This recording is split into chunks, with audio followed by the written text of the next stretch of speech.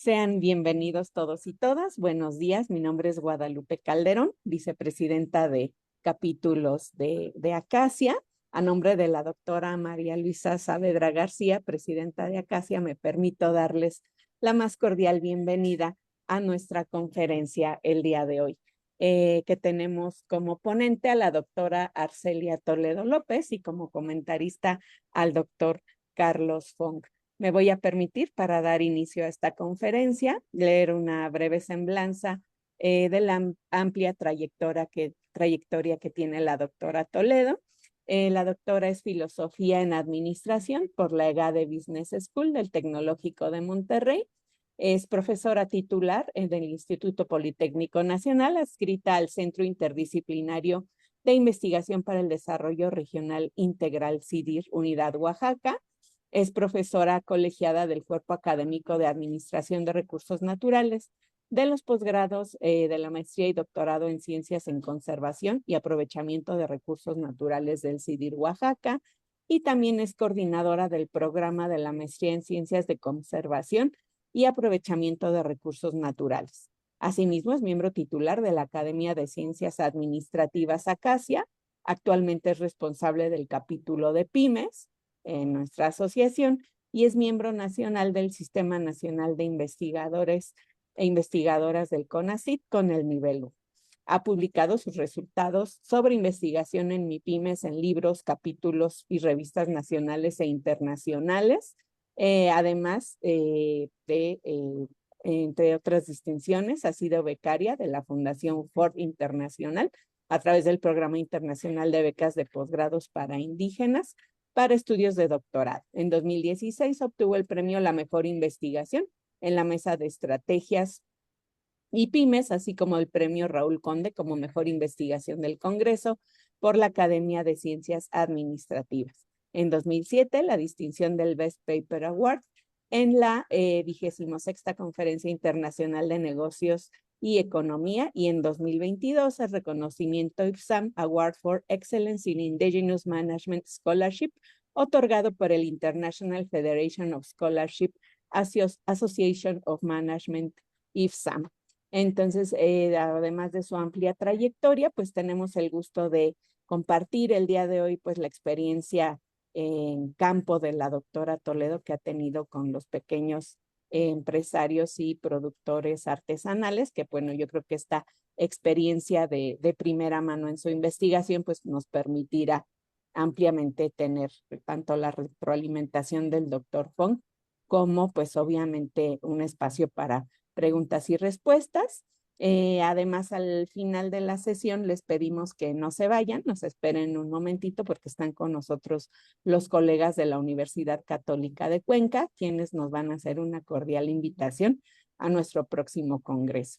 Pues sin más, doy la palabra a la doctora Toledo, que nos va a presentar la conferencia Retos y Desafíos de los Pequeños Negocios Vinculados con el Turismo, un acercamiento a los negocios de artesanías. Adelante, doctora, gracias. Muchas gracias, doctora Guadalupe. Agradezco la invitación, agradezco mucho la oportunidad de presentar esta ponencia en mi casa, Acacia, y, y pues para mí fue así un reto. Cuando la doctora Saavedra me propone para hacer, me invita para dar esta conferencia, pues yo estuve dando vueltas, como le decía, qué quiero compartir, ¿no? Entonces, si comparto una publicación, si comparto un tema, pero pues esta amplia experiencia que he tenido con acercándome a los pequeños negocios de artesanías, pues me atrevo a, en vez de compartirles algo más, si es académico, más orientado a un artículo, compartirles la experiencia que he tenido en este campo y pues como turismo venderles experiencia, ¿no? Entonces, me voy a permitir compartir mi presentación.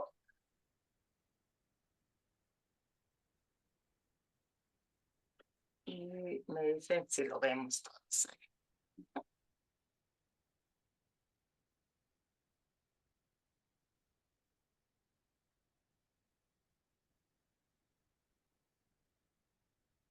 Creo que sí, ¿verdad?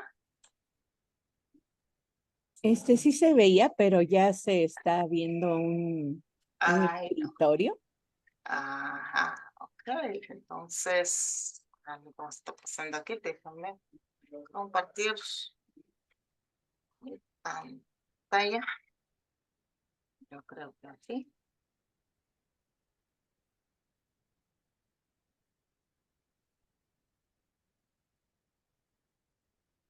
Ahí tenemos. Ahora sí, vamos a Ahora sí.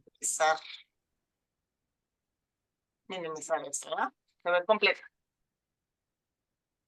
Bueno, Sí, todo bien. muy bien. Bueno, ¿por qué elijo este tema? Bueno, la industria del turismo, pues, se considera como una de las principales industrias que contribuyen a un desarrollo económico de cualquier país, porque es una de las industrias que está creciendo de manera acelerada y al mismo tiempo, después de la pandemia del COVID, a la que más rápido se recuperó. En tan solo 2 años tenemos a la industria de turismo recuperada de la pandemia, y pues durante la pandemia tampoco llegó a ceros, ¿no? Siempre hubo movilidad, entradas en países donde pues no había tanta restricción como en el caso de México.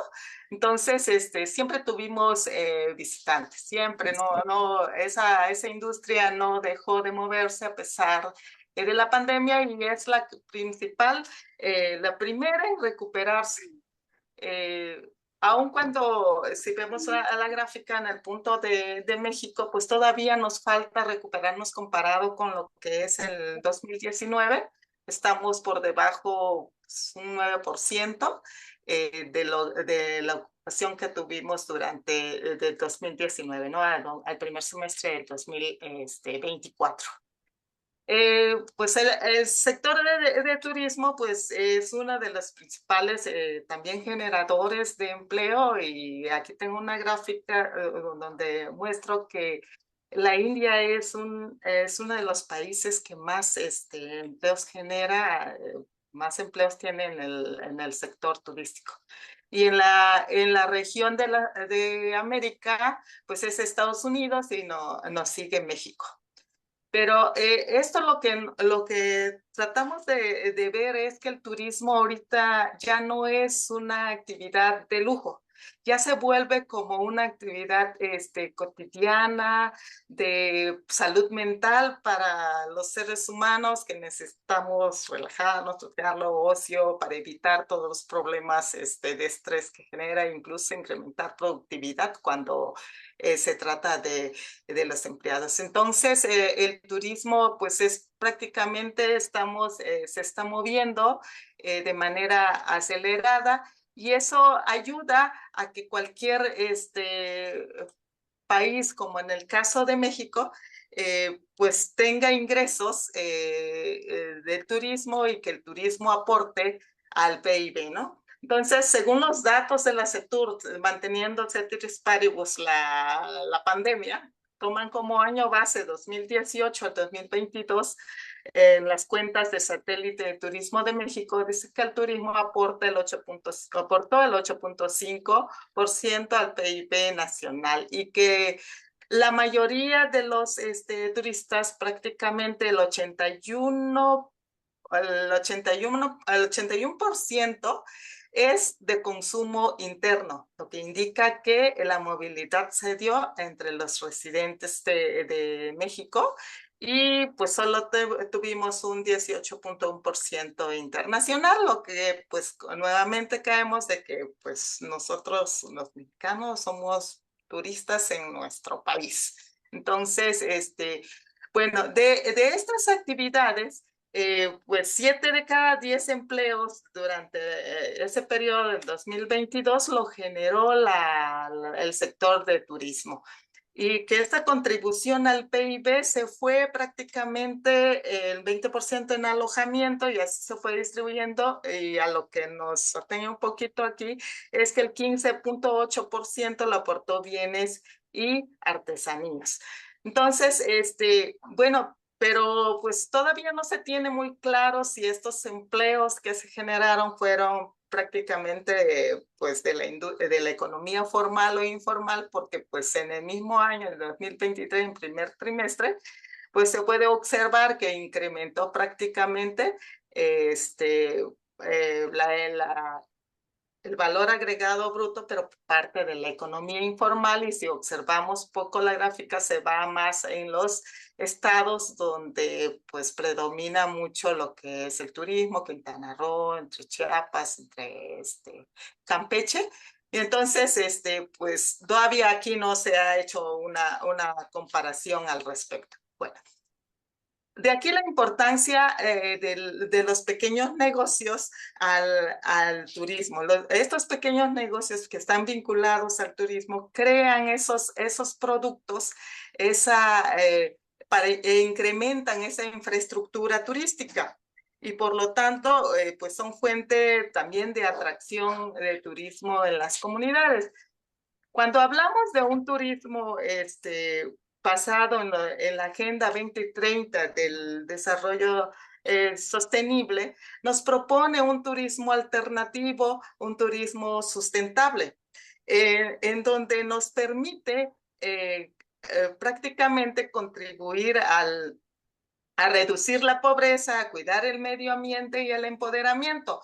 En este caso, el turismo alternativo se ha convertido en una oportunidad para las comunidades indígenas, las comunidades rurales, las comunidades con un turismo gastronómico, en la parte agrícola, en la parte vinícola también, para poder mantener esa vinculación entre el turismo y el patrimonio cultural. En este punto, el turismo prácticamente es una fuente no solamente de ingresos para las comunidades indígenas, en este caso, cuando hablamos de un turismo indígena o un turismo rural, sino también permite a las comunidades apropiarse y conservar sus recursos naturales, lo que nos lleva a generar empleos locales, evitar migración, pero también trae algo como negativo, ¿no? No siempre es positivo, pero también incrementa la inseguridad en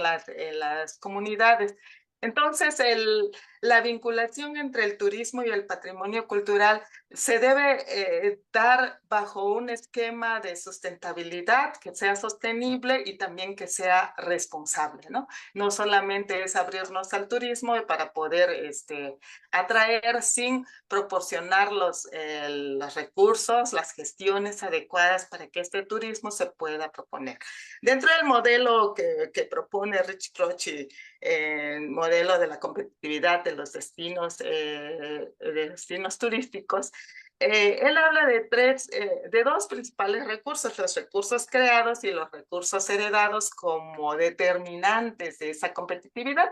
Y las comunidades indígenas en México, en el mundo también, pues prácticamente poseen esos recursos heredados, ¿no? Que son la parte del patrimonio cultural, que son la parte de los recursos naturales y toda esa cuestión que ya es la cultura, la identidad de los pueblos.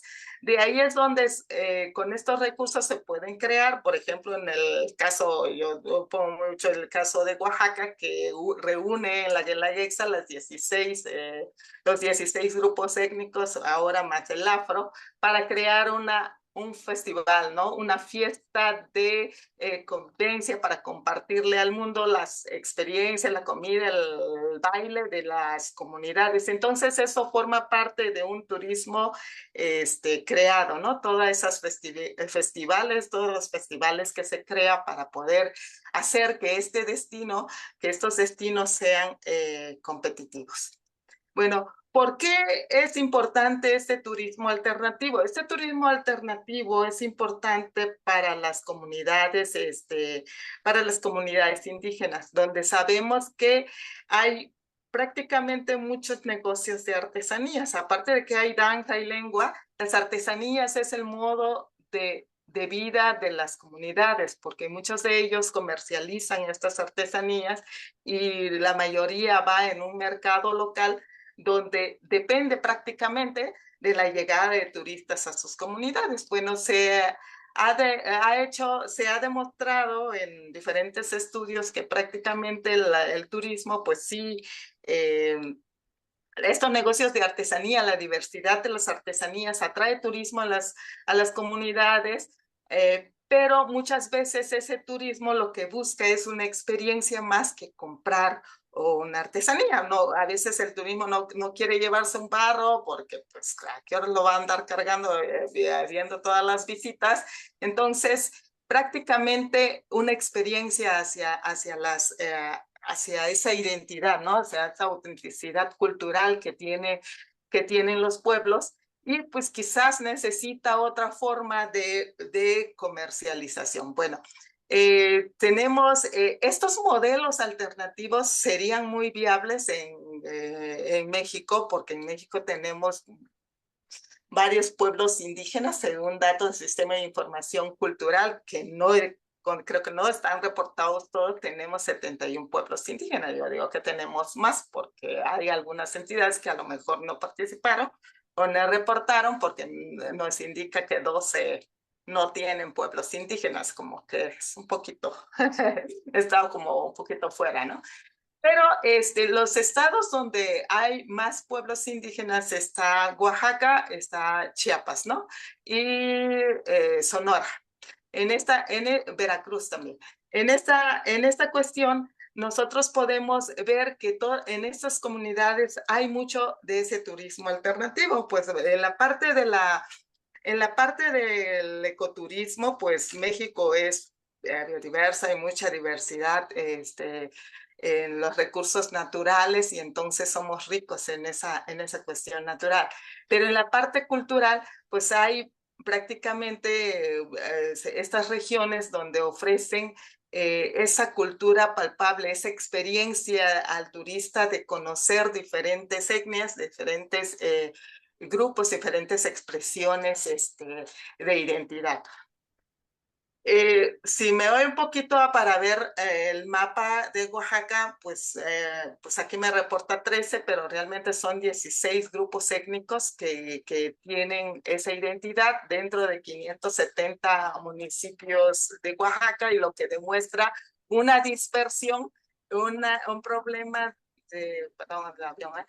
un problema de dispersión entre estas comunidades, como para hacer este enfoque de un corredor, como lo están estableciendo en diferentes programas de gobierno en Oaxaca, como las rutas artesanales, pues prácticamente vuelven a tomar nuevamente a las que están concentradas en el centro de Oaxaca, por ejemplo, en los valles centrales, ¿no? Pero pues realmente Oaxaca, pues casi todas las regiones tienen su propia identidad expresada en un objeto que se llama artesanías.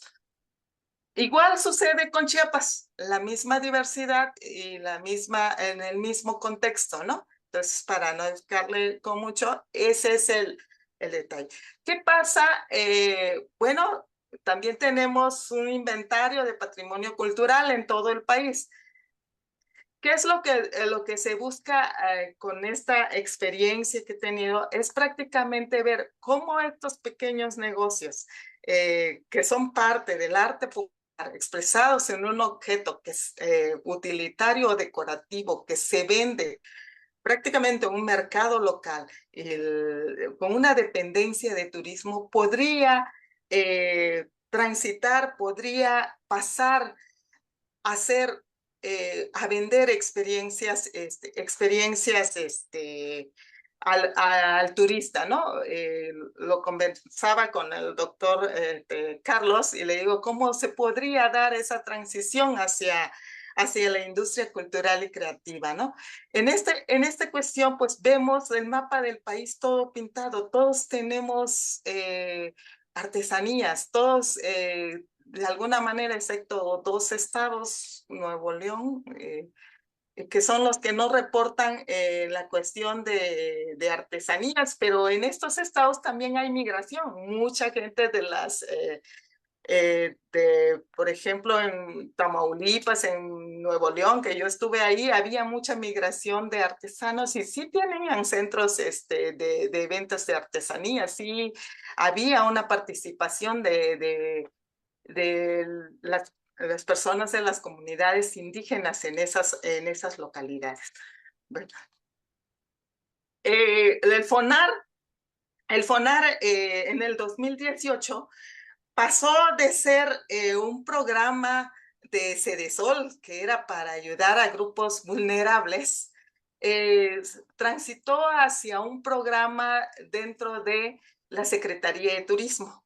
O sea que cuando ya empezaron a ver que las artesanías realmente contribuían y atraían a turismo a las comunidades, a pesar de su vulnerabilidad, son parte del turismo. Entonces se establecen corredores por ciudades, programas artesanales a nivel nacional, esas partes pintadas, para promocionar las artesanías al turismo, entre otras funciones que ellos tienen, como la capacitación, la venta, pero pues prácticamente lo que están haciendo es una promoción del turismo, de las artesanías al turismo. Bueno, un poco de experiencias. ¿Qué puedo decirle? Mira, en la parte de las artesanías proponen que está vinculado o que está articulado con el turismo, pero la realidad de lo que hemos observado es que no hay una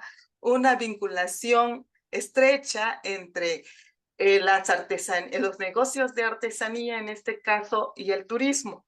Hay una dependencia del mercado. ¿Por qué? Porque en las artesanías ellos comercializan su producto en un mercado local y esperan que en esa comunidad llegue el turismo a comprarles. La venta siempre ha sido cara a cara, directa. Hay una dependencia de cuándo llega el turismo y por eso sus ventas generalmente muchas veces son estacionales. Su mayor producción durante todo el año ellos trabajan para poder vender sus productos en Semana Santa, que es una temporada de venta, y la venta mayor se hace durante las fiestas de la Guelaguetza. Entonces, ahí es donde se concentra y después esa actividad podría yo decirles, en un 80% de los casos se vuelve complementario. Pero ¿qué pasa con esa dependencia del mercado turístico? Porque no hay otro mercado más que el turismo para un 80, un 90%, si estoy exagerando, de estos negocios de artesanías. Bueno, en una de las experiencias que se tuvo en Oaxaca, hay varios en este caso, voy a compartirles cuál es el riesgo de esa dependencia del turismo. En el 2006, cuando hubo un enfrentamiento, un conflicto magisterial con el gobierno, prácticamente había algo predicho en Oaxaca, siempre decimos, es mayo, van a llegar los maestros y van a bloquear porque van a negociar sus contratos colectivos y van a hacer sus plantones, que generalmente dura como 15 días, ¿no? Decimos, 15 días van a estar, traten de no entrar al centro porque pues, ahí están los plantones de los maestros, ¿no? Pero ¿qué pasó en el 2006? Ese plantón se alargó aproximadamente 7 meses, donde se unieron otras organizaciones apoyando al magisterio y se convirtió en lo que conocemos nosotros ALAPO, que es la Asamblea Popular de los Pueblos de Oaxaca, y hubo cierre de calles, prácticamente se redujo el turismo en un 90%, hubo pérdidas de 4.500 millones de pesos, una reducción en la reducción de la demanda de turismo, también hubo despido de 6.000 empleados y el PIB del Estado fue menos del 3% que comparado con el año anterior. Según ese es un estudio hecho por Hernández y colaboradores en el 2006. Bueno, ¿qué fue lo que ellos encontraron en este estudio que ellos hicieron con 74 negocios de artesanías? pues prácticamente los artesanos redujeron sus ventas en un 95%. ¿Por qué? Porque lo que comentamos, ¿no? Esa dependencia hacia un mercado turístico, pues no les ha dado como la visión de entrar a otros mercados. Pero ellos durante este movimiento aprendieron e implementaron ante esta contingencia estrategias que les permitió sostener su negocio. En este caso, la mayoría de los artesanos decidieron establecer relaciones interpersonales externas con el mercado local. O sea, tenían familiares que estaban en, no sé, en Puerto Escondido, en Los Cabos, en Yucatán, en los diferentes destinos turísticos. Entonces ellos agarraron su mercancía, se los enviaron a los familiares e incluso fueron a esos mercados, establecieron nuevos contactos con ellos para hacer ventas. Y así es como se lograron mantener durante este periodo de crisis, ¿no? De crisis. Lo principal que llega a afectar a los negocios de las artesanías, pues son sus ventas, que es lo que ellos de donde viven, ¿no? De donde obtienen los ingresos para poder subsistir. En el 2014, su servidora junto con una alumna hicimos un estudio precisamente en 3 ambientes de crisis para ver esa dependencia del mercado que tienen los negocios de artesanía y cómo la baja afluencia de turistas derivado de pues, la crisis económica inmobiliaria que hubo en Estados Unidos en 2008, porque prácticamente el 80% del mercado internacional de turistas en Oaxaca pues es estadounidense, ¿no? Entonces, hubo una baja afluencia de turismo y también volvimos a evaluar el conflicto político-social de Oaxaca del 2006 para ver si hay memorias históricas todavía después de esos 8 años, que después de los años que allá había pasado.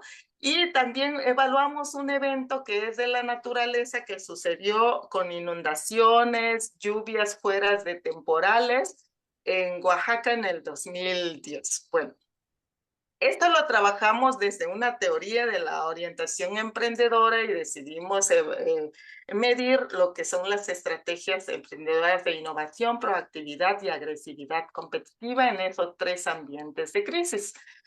¿Qué fue lo que se encontró en ese estudio? Bueno, durante un ambiente de crisis social, estos pequeños negocios como un medio de supervivencia por ser proactivos, ¿no? Aquí lo que trataron, se confirma lo que dijeron en el 2008, que hicieron tratos con terceros. Nuevamente salieron a mercados, buscaron otros mercados, se quedaron con familiares que estaban en otras entidades de la República Mexicana para poder comercializar. Entonces, esos tratos a terceros fue su estrategia de ventas. Bueno, durante la crisis económica del 2008, que pues hubo también una baja afluencia de turistas, lo que premió mucho ahí fue la agresividad competitiva, pero esta agresividad competitiva se manifestó a través de rebajas de precios y sacrificio de ganancias. Entonces eso no ayudó a incrementar las ventas, solo ayudó a obtener ingresos de subsistencia. Durante la crisis de la naturaleza, que llamamos en la naturaleza, se hizo ese estudio y se encontró en este punto que los negocios de artesanía en su proceso de producción dependen mucho podría decirle, del sol, del clima, porque, por ejemplo, en el caso del barro, para poder, antes de quemar sus piezas, ellos tienen que sacarlos al patio, asolearlos para evitar el craquelado o que se rompan cuando se sometan a las temperaturas del horno. Entonces dependían mucho de esto. Y con las intensas lluvias no planeadas, porque fue fuera de las estaciones del temporal, entonces ellos se sentían, pues prácticamente les afectó. La otra parte, por ejemplo, el tallado de madera, la parte de la pintura, las lacas, pues no se secaban. Entonces hubo una reducción de la producción, hubo riesgos de pérdida y lo que ellos implementaron como una estrategia ante esto fue la innovación en el proceso. O sea que trataron de cambiar como los esmaltes, implementar nuevas tecnologías adecuadas para evitar no depender tanto de este clima, ¿no? Bueno, de ahí recientemente se hizo como un estudio para ver precisamente, bueno, el más sonado pandemia del COVID, esta sí fue mundial. Aquí sí hubo restricción, no había oportunidades de decir, bueno, voy a hacer tratos con tercero, voy a mandarlo a los familiares que están en Los Cabos, que están en Huatulco, porque no era un problema local, este fue un problema mundial. Entonces hicimos prácticamente el estudio con 213 negocios, pero aquí decidimos tomar dos ramas, la parte de las artesanías, aunque también es artesanal en el punto de los negocios de mezcal y las artesanías hechas por como objetos de barro, de madera y todo lo que realmente. Aquí encontramos que sí hubo una reducción en cuanto al desempeño, ¿no? La mayoría, prácticamente un 80%, pues decreció y hubo un 19% de crecimiento. Pero aquí se encuentra que una diferencia de que se optó por estrategias de supervivencia, ya no tratos a terceros, sino el comercio electrónico. Y hubo la otra mayoría que decidió cerrar el negocio y en otra parte hacer innovaciones. Estas personas que son prácticamente de artesanía fueron los que cerraron los locales, que hicieron innovaciones por la dependencia que tenían del mercado, como una forma de ahorrar y no hay ventas, pues mejor paramos operaciones, cerramos el negocio y a la vez que pues tratamos de hacer alguna mejora al taller, al horno, aprovechando que hay tiempo, entonces tratamos de innovar un poquito. En esta cuestión de los negocios, se pudo observar que los negocios del mezcal en su mayoría fueron los que implementaron el comercio electrónico y un poco menos con las de artesanías. Los negocios de mezcal fueron los que más hicieron alianzas con otros distribuidores en otras entidades y mientras que los negocios de artesanía optaron por cerrar sus locales, hacer promociones y remates y hacer innovaciones. Bueno, ¿qué nos da a entender esto?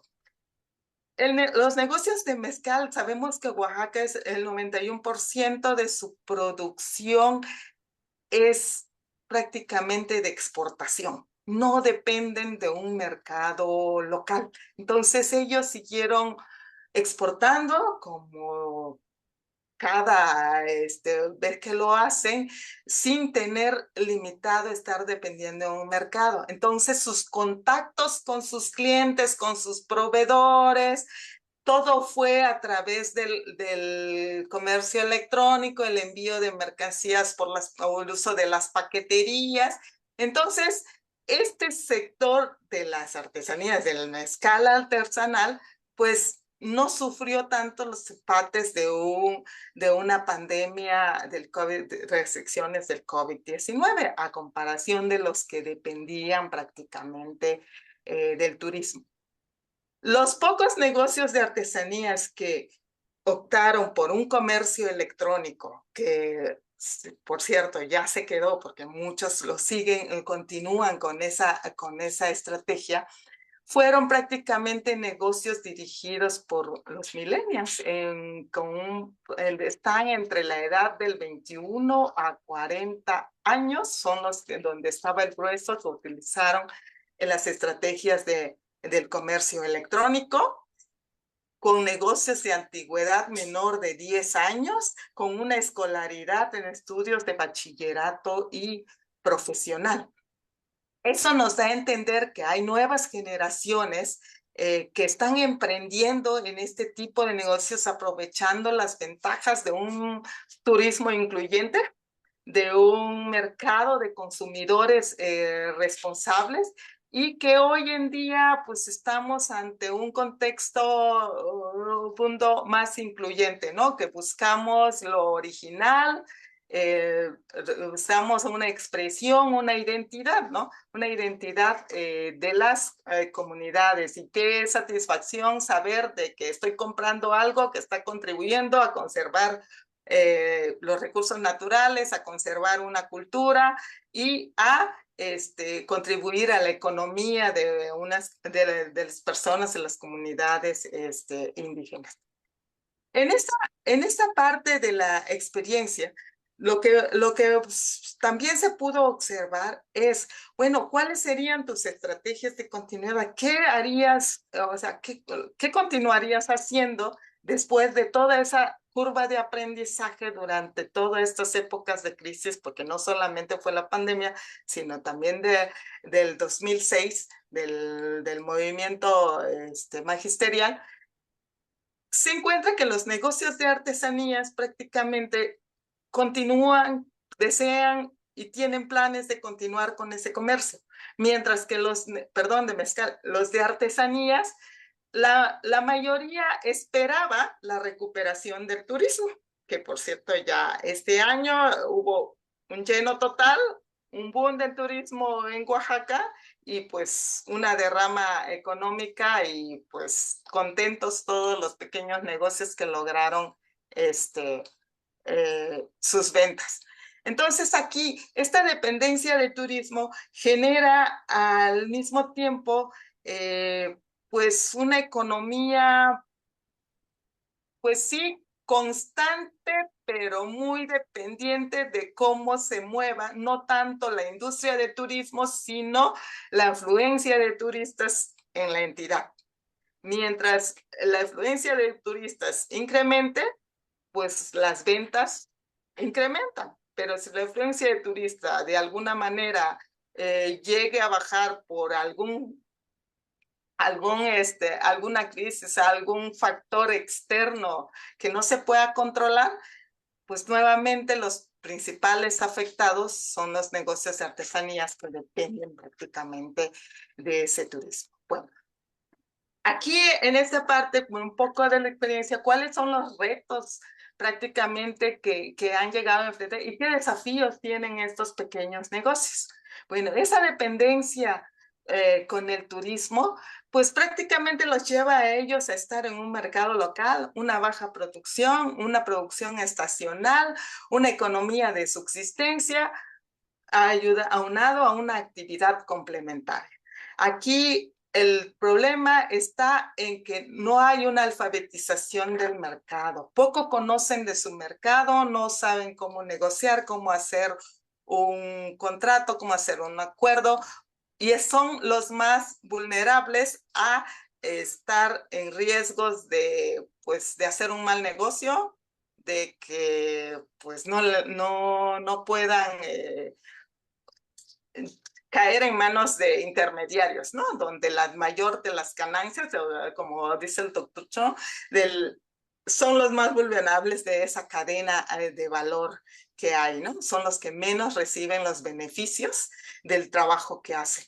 Premia mucho la individualidad sobre la colectividad, no son muy, ¿cómo podría decirle? Le temen a a trabajar en colectividad, porque asumen que tienen una marca individual familiar, o sea, sí trabajarían, pero con la familia, porque con ellos la familia tiene los mismos, como la misma calidad que ellos trabajan. Entonces, como que tienen esa creencia de trabajar con externos, pues les resulta difícil. Bueno, tenemos un problema de faltas de políticas de protección cultural. la parte del plagio. Muchos de los diseños, o sea, como parte del arte popular, que es la expresión de los pueblos prácticamente, es difícil proteger, decir, bueno, voy a patentar mi rebozo o voy a patentar un coyote que hacen en alebrijes, por ejemplo, no un quetzalcóatl. No lo puedo hacer porque eso es no lo hiciste tú, es una identidad cultural no solo de unos pueblos de Oaxaca, sino de México, de Mesoamérica, y no puede llegar a patentarse. Entonces, aquí el punto es lograr generar estas políticas de protección al patrimonio como el arte popular, donde se proteja el significado, la identidad, esa expresión que identifica a los pueblos de México. Aquí en ese punto, otro de los retos que tienen esta cuestión de los pequeños productores, pues, ¿por qué no se ha hecho? Ahorita ha habido voces de legisladores que quieren protegerlo, pero pues cartas del secretario de Turismo enviando a las grandes empresas de moda, a Louis Vuitton, a Carolina Herrera, para decirles que pues están usando los símbolos de los textiles o de los símbolos, identidades de las comunidades indígenas de México, pero pues no hay una forma de protegerlo. Aquí hay una ausencia de líderes en este contexto de las artesanías que realmente vaya a tener presencia y presión para que se le tome en cuenta. ¿Por qué? Porque estamos ante un sector que opera en la economía de la informalidad. Entonces, solamente tendría apoyos de programas de políticas públicas de proteccionismo, ¿no? De paternalismo, más que como grupo vulnerable, más que como grupo con influencia cultural y, ¿por qué no, empresarial, ¿no? Aquí, por ejemplo, en Oaxaca, de todas las artesanías que abundan aquí en Oaxaca, prácticamente existen 8 marcas colectivas. Es difícil nuevamente, volvemos a caer en la individualidad, no hay una coordinación para poder proteger por lo menos lo que se elabora en un pueblo, lo que elabora la comunidad como una marca colectiva de las comunidades. En Michoacán, según informe Estefanar, hay 26 marcas colectivas. Las marcas colectivas de alguna manera protegen, porque aquí en Oaxaca, incluso una comunidad vecina tiene el mismo que la otra comunidad, entonces hay una discusión, una pelea de que se robó la blusa o el diseño de tal comunidad, entonces hay una pelea de dónde es originario esa prenda o ese símbolo, ¿no? Entonces, aquí hay una competencia local, porque pues entre las regiones discute precisamente por esa ausencia de esas marcas colectivas, porque no se sabe de dónde realmente son originarias, y si los hay, siempre hay una distinción, porque no es lo mismo, nos platicaban unos artesanos, una blusa que es de los valles centrales, entre 5 pueblos de los valles centrales, pareciera que son muy similares, pero en algunos hay diseños que marca la diferencia. Bueno, ahí el otro reto son las políticas públicas, como dijimos, dirigidas al sector, pues el problema de una ausencia de una figura social, legal, una economía familiar e informal, pues no ayuda a que nuevamente sean como candidatos a estos programas, ¿no?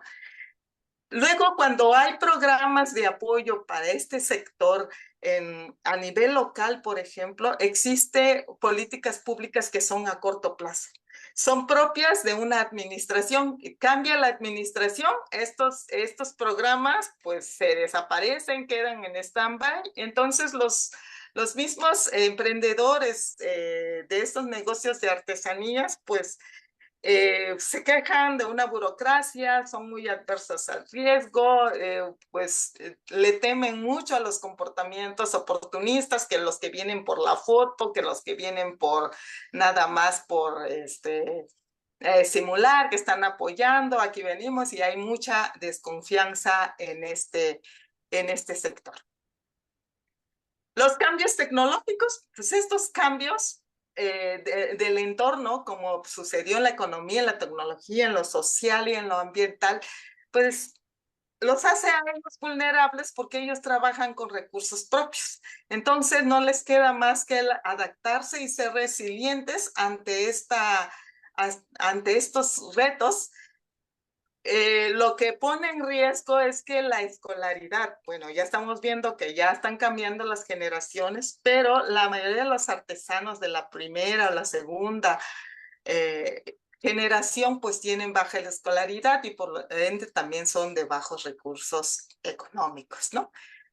Lo último que se está viendo en los últimos años es la inseguridad.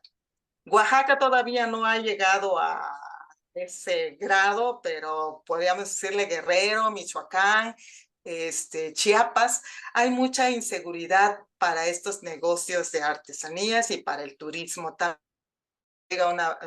Se tiene una baja afluencia de turismo, hay cierres de negocios por los problemas de derechos de pisos que hay en las localidades. Y sin ser menos importante, la migración. La migración de las comunidades indígenas y de las comunidades artesanales se da mucho por el mismo problema de que a veces es un trabajo estacional y también por la misma percepción que tienen las nuevas generaciones de la vocación artesanal, porque ese es también, le digo también, esa es culpa de la primera y la segunda generación de artesanos, porque cuando el hijo no quiere ir a la escuela, les dicen, no,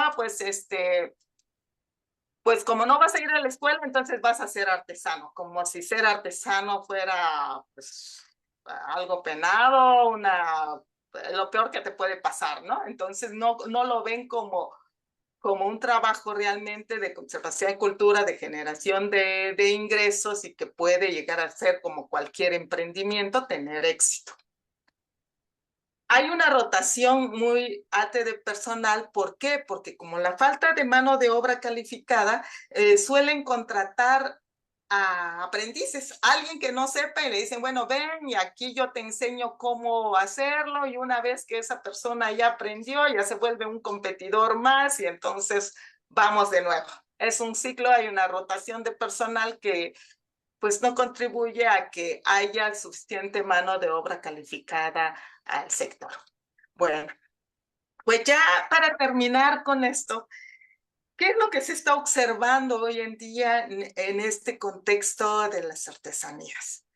Se está observando mucho la vinculación que se está dando, las colaboraciones que se está dando entre algunas pymes de la industria de la moda, de la cultura, con con los artesanos, ¿no? Con estos negocios de artesanías, colaboraciones con los influencers para hacer promoción a las artesanías, porque ahorita tenemos un mercado, si apartimos, es el más grueso, está entre los millennials, pues antes de visitar un lugar, pues ellos primero investigan qué hay, dónde poder visitar, y ya no llegan con los ojos vendados y a ver para dónde vamos, ¿no? Izquierda, derecha o por dónde, no, ya vienen dirigidos, y aquí las colaboraciones con los influencers está haciendo un boom para atraer relaciones en estos talleres, pero aquí se necesita apertura de todos los artesanos, porque no todos están abiertos a recibir esta colaboración porque protegen mucho su información. Hay desconfianza que porque les vas a robar la información, porque los vas a plagiar, que porque vas a vender lo que ellos están vendiendo. Entonces, aquí se requiere un poco de la apertura, ¿no? Y pues lo que vamos enumerando sería una alfabetización del mercado entrelazado con esa vocación productiva. No les vamos a enseñar cómo hacer sus artesanías, pero hay que enseñarles cómo negociar, ¿no? Cómo establecer esos contratos y esos convenios con estos colaboradores que están en las colaboraciones que están haciendo, ¿no? Pero para eso, más allá, transitar hacia una economía formal fortalece porque estas empresas, estas colaboraciones te dicen, por ejemplo, las pymes de moda, te voy a pagar porque me vendas la tela, porque me vendas la pieza, pero yo voy a requerir que me factures, ¿no? Más allá de una persona física con actividad empresarial, se necesita una constitución legal como empresa para poder definir acciones y permitir a lo mejor inversiones, como lo que está sucediendo ahorita con el Shark Tank, el Feedbank, algunas fundaciones que postulan proyectos, este tipo de proyectos incluyentes para poder conseguir inversores a estos proyectos, ¿no? Pero para eso, pues lo primero que te piden es una figura legal, más que allá de una persona física con actividad empresarial, ¿no? Una parte, lo que más resaltamos aquí es la articulación con la industria turística. Articularlo con la industria turística no es depender del mercado turístico, es trazar rutas donde se puedan ofertar experiencias, donde el turista tenga oportunidades de visitar diferentes destinos a través de una ruta. Aquí, bueno, aquí lo hacen las agencias de viaje, por ejemplo, ¿no? Llegas a Oaxaca y quieres ir a una ruta, la ruta muy famosa es hacia el árbol del Tule, visitas la naturaleza con el árbol del Tule, admiras un árbol, un ahuehuete de muchos años de antigüedad en Oaxaca. De ahí pasas a una comunidad donde elaboran textiles. ¿Eh? Elaboran textiles en telares con lana, que es Teotitlán del Valle. De ahí te llevan a una zona arqueológica que es Mitla. De ahí te llevan a una fábrica de mezcal. Entonces hay diversidad y terminas en un destino natural de Oaxaca que se llama Hierve el Agua. Si ustedes observan, esta ruta es una diversidad, no es ir a ver artesanías, al siguiente paso otra artesanía, que casi es lo mismo, y otra artesanía, no es una ruta artesanal, es una ruta turística de experiencias diversas que el turista espera siempre cumplir, ¿no? Cuando nosotros vamos a una playa, no vamos a pagar por la playa, vamos a pagar la experiencia de estar en contacto con la playa. Entonces, aquí en esta parte es muy importante esta articulación entre estos negocios de artesanía y la industria, para que de esta manera nosotros podamos haber una transición hacia esa industria cultural y creativa, ¿no? Como definir clúster, distritos, más que vender un producto, un objeto utilitario o decorativo, pues ofertar experiencias culturales y creativas. Y estas experiencias culturales y creativas no van a depender tanto de un mercado local, sino de turistas que quieren compartir esta experiencia, vivir de estas experiencias, más que de comprar un producto que, como les decía, ¿no? De compro un barro y cómo me lo llevo si traigo una maleta al aire, ¿no? Entonces me resulta imposible. Bueno, fortalecer el uso de las redes sociales en promoción y ventas es muy importante esta parte, mantenerse activo así y hacer políticas públicas aplicadas a protección del patrimonio cultural de la nación como arte popular, no como artesanía, sino como esa expresión creativa de identidad de los pueblos, ¿no? Y a nivel más comunitario, trabajar en las marcas colectivas, que es de alguna manera, a través de las coordinadoras se puede obtener derechos de propiedad de una comunidad artesanal. Pues de mi parte, para pasarme el tiempo, pues muchas gracias, ¿no? Muchas gracias. Gracias, doctora. Vamos a dar la palabra al doctor Fong, que hará los comentarios de la conferencia. Adelante, doctor, por favor. Muchas gracias. Quisiera empezar agradeciendo a la doctora María Luisa y a la doctora Guadalupe por esta invitación a comentar este trabajo, que es muy interesante y muy propositivo. Y a continuación, gracias al CERIA por una perspectiva más compleja y más profunda sobre un fenómeno que es enormemente complejo y que tiene muchas ramificaciones y muchas perspectivas que abordarle. Y yo creo que eso lo tenemos en consideración porque el turismo es una gran fuerza, es una gran fuerza que por una parte nos puede ayudar a impulsar los distintos sectores productivos de los países, más en un país donde el turismo, si eliminamos lo que no tiene que ver con producción, que es la actividad de las transferencia de remesas y la actividad no legal, pues es probablemente la principal actividad económica del país, por encima del petróleo y de las manufacturas industriales. Entonces, el turismo es uno de los vectores que explican la economía de México y el turismo al mismo tiempo es una fuerza que puede impulsar y contribuir al desarrollo, pero que también puede contribuir a muchos problemas que se experimentan en muchos espacios.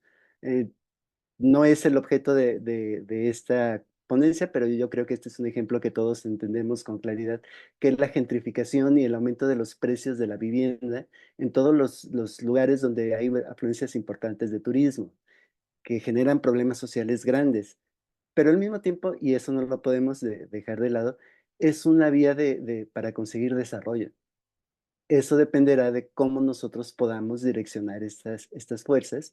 Y en ese sentido, parte de las cosas que ha estado comentando la doctora Arcelia me parece muy importante, que es que no tenemos que centrar la atención en conseguir que se aumenten los flujos de este turismo masivo, destructor, que agota los recursos, que desplaza a las poblaciones locales, sino estas formas de turismo que pudieran ser más sensibles a la conservación del medio ambiente, más sensibles al reconocimiento de las características culturales de los distintos lugares y que pueden llevar a que la experiencia del turismo sea más positiva y aprovechar esta energía que despliegan estos grandes volúmenes de inversiones, de personas, de estacionalidades, pues que no se conviertan en algo horrible, que sea algo positivo.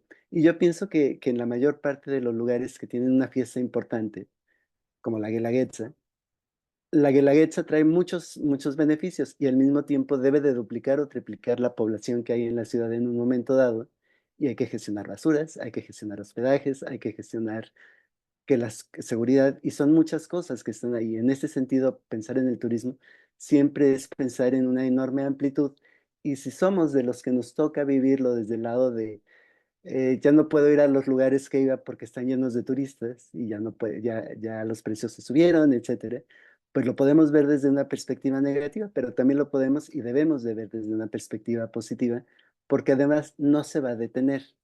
En un mundo en que se está yendo hacia una transición a menos horas de trabajo, más tiempo disponible, pues seguramente la actividad turística va a seguir creciendo y más nos vale gestionarla hacia lo positivo y empezar a hacer lo necesario para que el turista sepa que también tiene estas otras alternativas. Y en ese sentido, estas disrupciones también tienen que ver con el aprovechamiento de esos nuevos valores y también saber que todos nosotros somos turistas muchas veces, es decir, no tenemos que ver al turista siempre como el otro, porque atendiendo una definición muy general de turismo, que es la realización de alguna actividad fuera de nuestro lugar habitual de residencia, pues hacemos turismo académico, hacemos turismo de formación, y yo creo que eso son vectores importantes a tomar en consideración. La segunda cosa que yo creo que abre un mundo inmenso es la noción de lo artesanal. Lo artesanal tiene muchas implicaciones y cada quien tiene una propia definición de lo que es artesanal. Desde la perspectiva de lujo, estaría yo pensando, cuando pensamos en cualquier empresa que se dedica al lujo, en el fondo estamos viendo una empresa que se dedica a la artesanía. Sea Hermès en Francia haciendo pañuelos de seda o haciendo marroquinería o haciendo las distintas actividades que caracterizan a las empresas de lujo europeas y también asiáticas, pero que son empresas artesanales que tienen unos procedimientos personalizados, únicos, que hacen que cada pieza sea ligeramente diferente, pero única. Y eso yo creo que es una cuestión que también tenemos que ver en el turismo, digo, en la artesanía, porque es un depósito de la tradición, de la cultura, del saber hacer diferencial de los distintos grupos, sean o no necesariamente indígenas, aunque en el caso de mi país con la diversidad étnica que tiene México, la parte indígena es un factor que nos lleva a una enorme riqueza y que hace que sea diferente en cada lugar y otra, y que probablemente nos pone en retos muy grandes de propiedad intelectual, pero no solamente sobre los productos acabados, sino sobre las tecnologías que permiten que esto pueda suceder y las implicaciones que tiene, por ejemplo, usar pigmentos naturales versus usar pigmentos industriales para la coloración de un textil o de una pieza en general. Y todos estos elementos pues tienen que ser gestionados. Entonces, se va añadiendo al fenómeno que aborda Arcelia con una claridad y una síntesis muy importante, un montón de vectores que tenemos que tener en la reflexión de qué es lo que estamos haciendo y por qué estamos queriendo que esto suceda. Y a mí me parece muy, muy propositiva, Arcelia, la idea de la artesanía y como una experiencia, como una prolongación de la experiencia del turista. Y si lo reflexionamos, de alguna manera siempre lo es, pero normalmente no lo expresamos así. Es decir, el momento en que tenemos una experiencia positiva asociada a que estamos de vacaciones, estamos disfrutando de tiempo libre y de conocer algo que no conocíamos o sí conocíamos, pero que estamos reencontrándonos, queremos memoria, queremos recuerdos de eso que está ahí. Y muchas veces la compra de artesanía, más allá del valor de uso inmediato que tiene el objeto, nos expresa una cierta nostalgia de momentos felices en la vida. Entonces, muchas veces la compra tiene que ver con eso, estoy de luna de miel y quiero llevarme un recuerdo de mi luna de miel que va a ser probablemente uno de los viajes importantes que tenga en mi vida y además que estoy contento.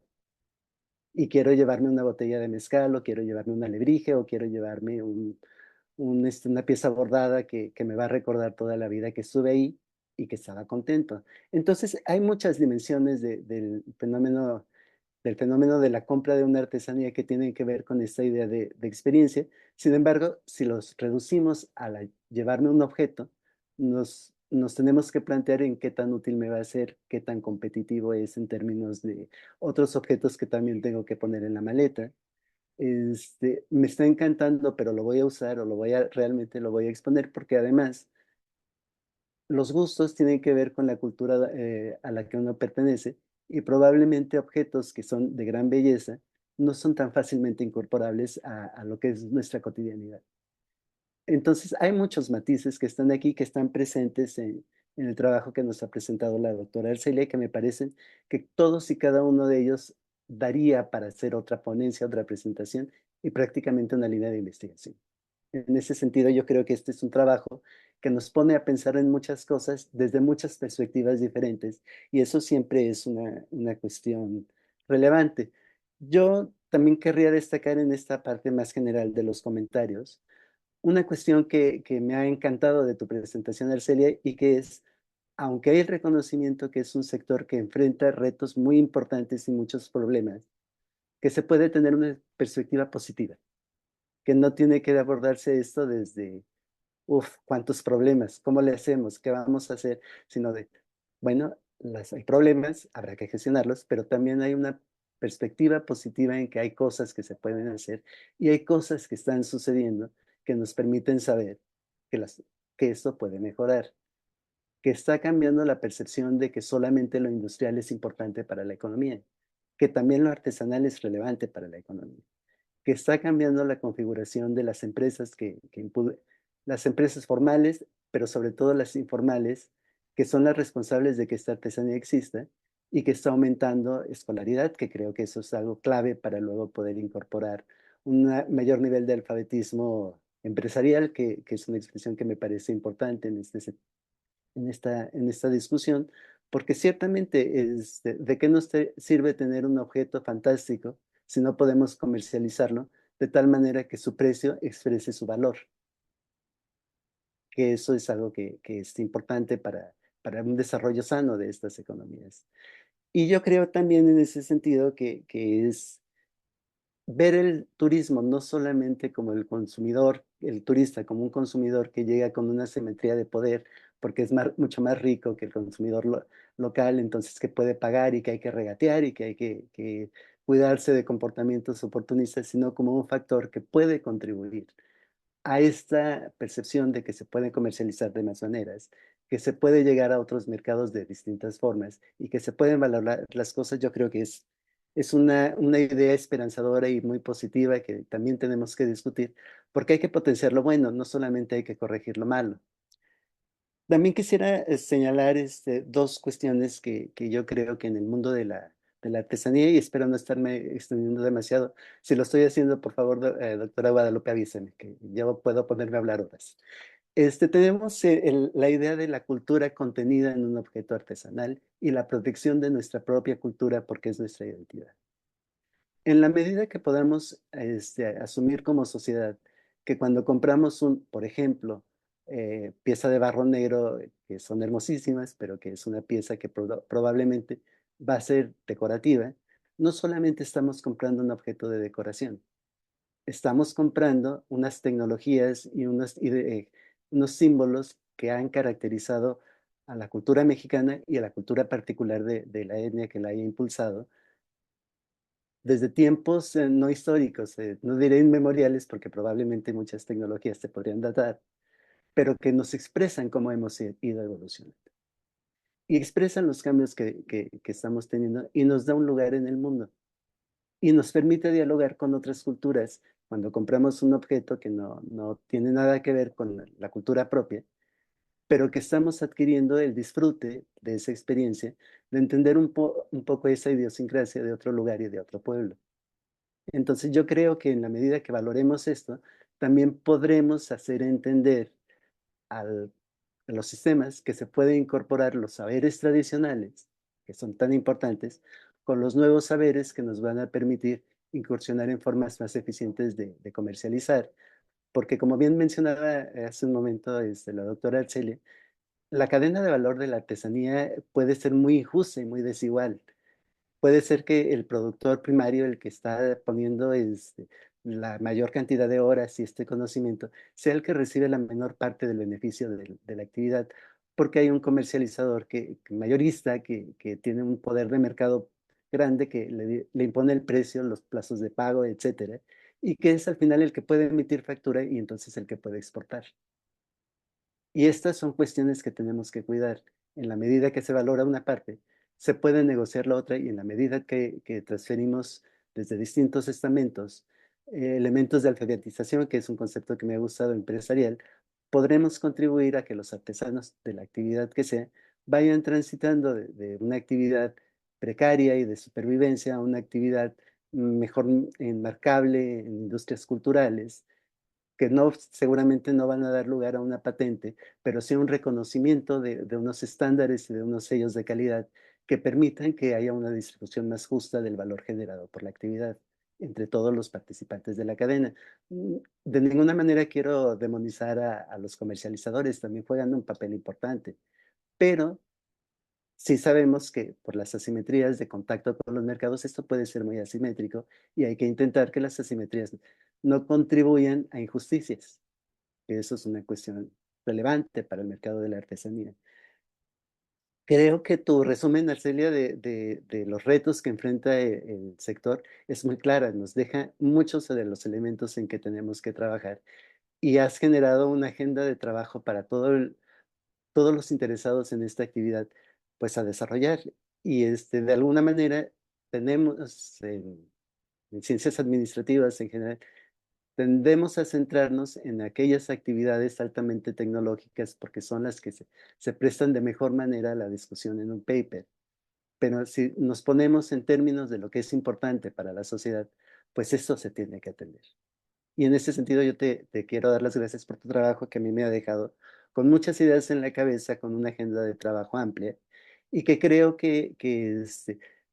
por ejemplo, los colegas que vienen de Cuenca en este momento también estarán pensando en su propia artesanía y sus propios circuitos de artesanía. Y seguramente los artesanos que producen para las casas de lujo, la industria de la confección francesa, también tuvieron un proceso similares, bordadores, etcétera, de entender cuál es su relación con esa cadena de valor y cómo obtener la parte dentro de esta cadena de valor que es justo que tengan.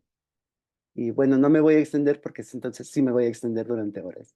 Muchas gracias a todos por su atención. Gracias, doctor. Pues sí, sobre todo, pues es uno de los objetivos de la academia, como bien menciona el doctor Fong, pues motivar esta reflexión, ¿no? En los trabajos de investigación, en los alcances, pues de estos resultados de las experiencias, pues trasladarlos también al aula y pues para generar esta reflexión en los colegas. Muchas gracias, doctor Fong.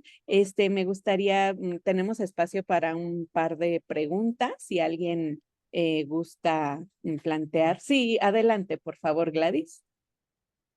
Muchas gracias. Un saludo para todos quienes están escuchando esta espectacular conferencia de la doctora Toledo y igualmente las reflexiones muy importantes que ha hecho el doctor Carlos Fong. Mi pregunta para la doctora Arcelia es, luego de sus estudios a la presente fecha, ¿qué estrategias deben desarrollar los artesanos para lograr una ventaja competitiva frente al turismo?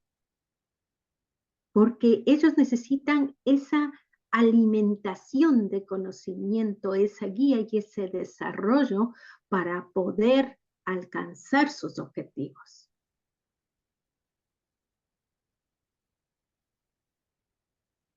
Bueno, sí. Hay, en el contexto artesanal, bueno, a pesar de que decimos que está hecho a mano, son productos únicos, cuando llegamos realmente a un mercado en una comunidad, generalmente toda la comunidad se caracteriza por hacer los mismos productos. Yo siempre les digo, es que hay que hacer algo diferente, algo que te distinga a ti de tu competencia local, porque pues ya en ese momento ya son competidores locales, ¿no? Y en vez de ocultar información, porque muchos lo que hacen es llevar sus piezas, los tienen en el local, exhiben, porque generalmente son mercados más comunitarios, exhiben sus productos que son similares a los demás. Entonces, yo siempre digo, llega un comprador y lo que ve es, supongamos, ¿no? Hay 20 puestos. Llega el primero, tiene el mismo producto que el segundo, que el tercero. Entonces, evita recorrer todo el mercado y compra al que le dé a lo mejor el precio más bajo entre esos tres. Entonces, ¿por qué? Porque no hay diversidad, no ves algo diferente. Si va, o sea, aquí la estrategia, lo que les puede funcionar muchísimo es la parte de la innovación, de hacer productos que se distingan del resto, aunque hagamos carro, hay que innovar, ¿no? Hay que hacer algo diferente para poder tener esa facilidad de negociar el precio, porque si no vuelven a caer nuevamente, que como todo consumidor quiere lo bueno, bonito y lo barato, ¿no? Y siempre compra al que le dé el precio más bajo y no al producto que tú veas como diferente a todos los que están ahí, ¿no? Ese es un punto. Tienen mucha facilidad porque pues ellos, esos productos son hechos a manos y pues la innovación se puede dar porque es parte también de la creatividad que ellos tienen de expresar toda esa creatividad que tienen en un objeto de identidad cultural. Pero aquí el punto por la no se da mucha otra vez volvemos a caer el precio porque a veces ellos le temen a que si yo hago algo diferente, le invierto otras cosas, el comprador no va a querer pagarlo al precio que yo quiero.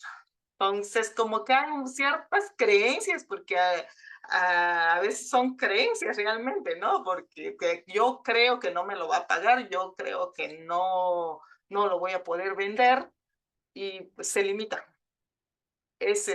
Por eso, pues una de las ventajas es eso, ser innovador, aplicar lo de la schumpeteriana que dice que la creatividad destructiva, ¿no? Mientras los otros me están copiando, yo ya hice un nuevo producto. Entonces, es la innovación constante, mejora continua.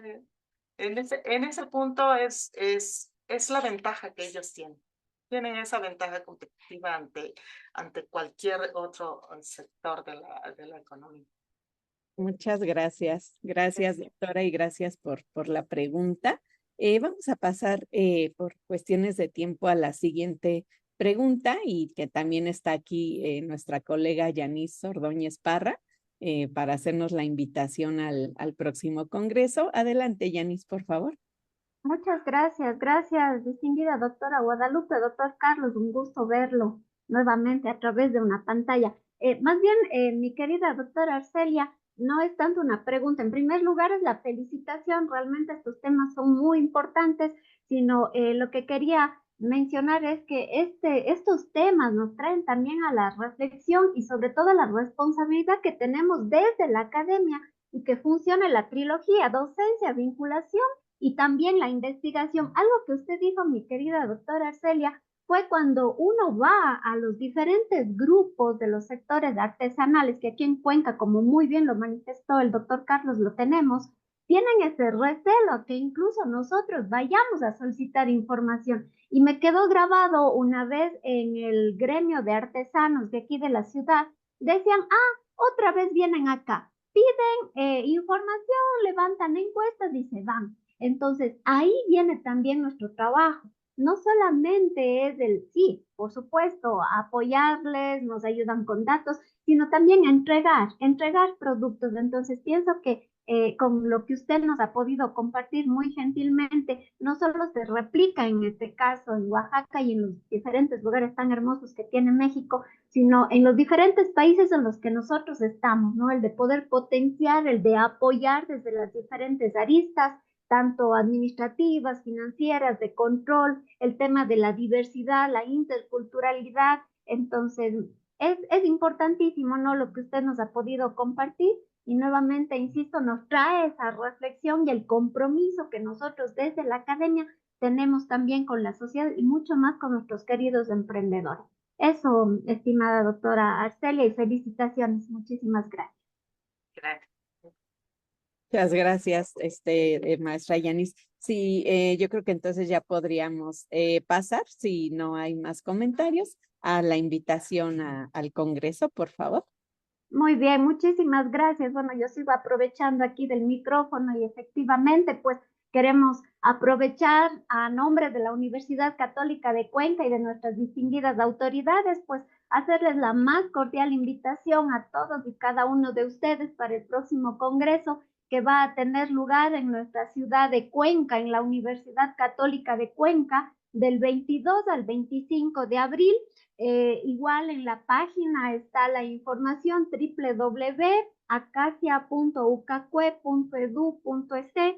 Si tal vez hay alguna inquietud también, aquí hay un número de contacto para poderles ayudar. Estaremos todos muy gustosos de poderlos recibir. De igual forma, pues se realizará el 15º coloquio de posgrado y el 8º encuentro de jóvenes investigadores. Por supuesto, estarán las diferentes mesas en las cuales ustedes podrán y todas las personas que vengan a nuestra ciudad dar a conocer sus diferentes trabajos, sus propuestas de investigación, que como decimos, enriquecerán a la sociedad, tanto nacional como internacional. Entonces, no se olviden, todos acá en la ciudad de Cuenca, les esperamos, esta es su casa, la Universidad Católica de Cuenca, y estaremos gustosos de poderles encontrar, de poderlos ver nuevamente del 22 al 25 de abril.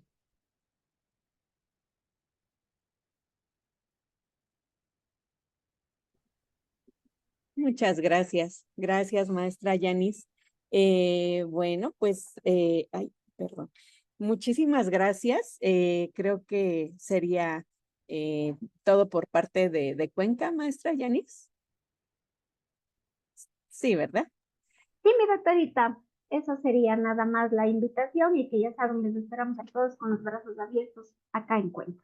Excelente, muchas gracias. Pues también no me resta más que agradecer a nuestra conferencista, la doctora Arcelia Toledo, y al comentarista, el doctor Carlos Fong, por la excelente, cálida y pues muy reflexiva participación que han tenido el día de hoy en la conferencia. Muchísimas gracias. Los seguimos invitando a nombre de la doctora María Luisa Saavedra, presidenta de Acacia, a entrar en el canal de YouTube. Ahí se va a subir la grabación del día de hoy. Se encuentran también las conferencias anteriores y a visitar la página del Congreso. Muchas gracias y nuevamente por su participación y nos vemos pronto. Gracias, doctor Fong, doctora Arcelia. Gracias a ustedes. Un abrazo. Muchas gracias. Un abrazo fuerte a todos desde Cuenca, Ecuador. Muchas gracias. Hasta pronto.